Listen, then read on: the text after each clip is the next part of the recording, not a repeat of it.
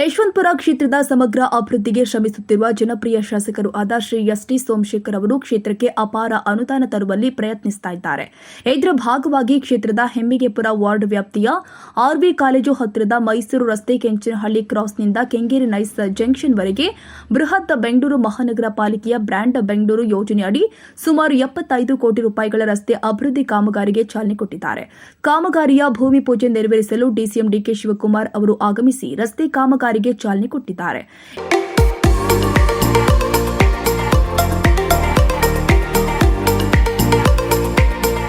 ಇನ್ನು ಕಾರ್ಯಕ್ರಮದಲ್ಲಿ ಕ್ಷೇತ್ರದ 8 ಬಿಬಿಎಂಪಿ ವಾರ್ಡಿನ 17 ಗ್ರಾಮ ಪಂಚಾಯಿತಿ ಅಧ್ಯಕ್ಷರು, ಉಪಾಧ್ಯಕ್ಷರು, ಸದಸ್ಯರು, ಮುಖಂಡರು, ಜನಪ್ರತಿನಿಧಿಗಳು, ಬ್ಲಾಕ್ ಅಧ್ಯಕ್ಷರು, ವಾರ್ಡ್ ಅಧ್ಯಕ್ಷರು ಸೇರಿ ಕಾರ್ಯಕರ್ತರು, ಸಾರ್ವಜನಿಕರು ಪಾಲ್ಗೊಂಡು ಕಾರ್ಯಕ್ರಮ ಯಶಸ್ವಿಗೊಳಿಸಿದರು.